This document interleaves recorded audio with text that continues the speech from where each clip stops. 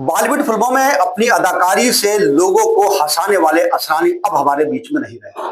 इसी बीच में उनका एक किस्सा याद आता है जिसमें इंदिरा गांधी ने उनकी किस्मत ही बदल दी थी और ऑफिस से भगा देने के बाद वो फिल्म मेकर्स बन गए। जाने माने अभिनेता असरानी का निधन हो गया है। वही हिंदी सिनेमा अपनी कॉमिक टाइमिंग से लोगों के दिलों में जगह बनाने वाले गोवर्धन असरानी अब हमारे बीच में नहीं रहे।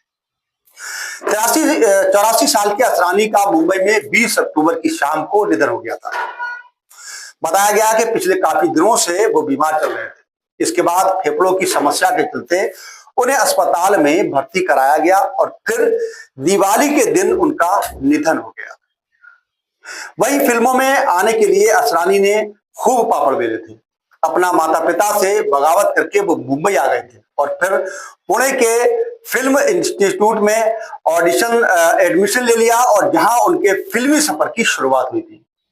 लेकिन क्या आप जानते हैं कि उनके करियर में इंदिरा गांधी यानी देश की प्रधानमंत्री इंदिरा गांधी का भी अहम किरदार रहा है। आपको बता दें कि कॉमेडियन असरानी जब अपनी पढ़ाई खत्म करने के बाद मुंबई आ गए तो यहां से उन्होंने सोचा कि वो हीरो बन जाएंगे। उन्हें बचपन से ही फिल्मों का शौक हुआ करता था। वो बचपन में चुपके से सिनेमा हॉल में फिल्में देखने जाया करते थे। इसके बाद उन्होंने FTII से ट्रेनिंग और सर्टिफिकेट लिया, लेकिन उन्हें काम नहीं दिया गया। उन्हें बहुत स्ट्रगल करना पड़ा था, लेकिन 2 साल तक खाली रहने के बाद जब इंदिरा गांधी से मिले तो किस्मत ही बदल गई और खुद उन्होंने इस बात का जिक्र बॉलीवुड ठिकाना में एक इंटरव्यू में दिया था। इस इंटरव्यू में उन्होंने कहा था कि उस दौर में अपने सर्टिफिकेट के साथ घूमता रहता था और लोग मुझे भगा देते थे। कहते थे एक्टिंग के लिए सर्टिफिकेट चाहिए, बड़े सितारे बिना ट्रेनिंग के काम कर रहे हैं, तुम इनमें से कौन हो, यहां से भाग जाओ। यानी कई दरवाजों से असरानी को निकाल दिया गया था। इसके बाद असरानी के जीवन में तत्कालीन सूचना एवं प्रसारण मंत्री इंदिरा गांधी की एंट्री हुई और उन्होंने असरानी की किस्मत ही बदल डाली।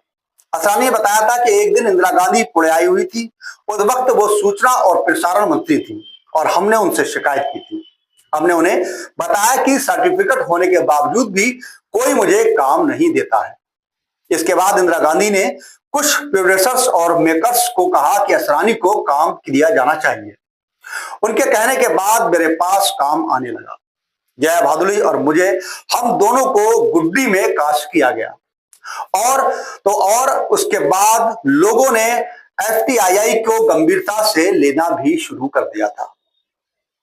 इसके बाद असरानी ने कभी भी पीछे मुड़कर नहीं देखा। फिल्म गुड्डी में इतना उनका किरदार हिट हो गया कि गुड्डी के बाद उन्हें कई फिल्मों का मौका मिलता रहा। उन्होंने अमिताभ बच्चन के साथ फिल्मों में काम किया। वही 1970 के बाद में असरानी की मांग फिल्मों में इतनी ज्यादा बढ़ गई कि हर दूसरा फिल्म मेकर उन्हें अपनी फिल्म में लेता दिखाई दिया। यहां तक कि 1970 से लेकर 1989 तक उन्होंने 101 फिल्मों में काम किया था। फिल्म नमक हराम में काम करने के बाद असरानी और राजेश खन्ना दोस्त बन गए। इसके बाद राजेश खन्ना जिस फिल्म में काम करते थे वो मेकर्स से कहते थे कि असरानी को फिल्म में मौका दिया जाना चाहिए और इसी के चलते असरानी ने राजेश खन्ना के साथ करीब 25 बड़ी और सुपरहिट फिल्मों में काम किया था। आपको बता दें कि सिनेमा का जेलर अब सबके बीच से दूर हो चुका है।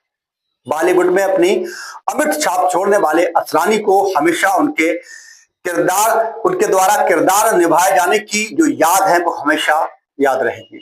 असरानी ने फिल्म शोले में जो जेलर का किरदार निभाया था वो आज के 100 साल के बुजुर्ग हो या बच्चा, हर कोई उन्हें याद करता है।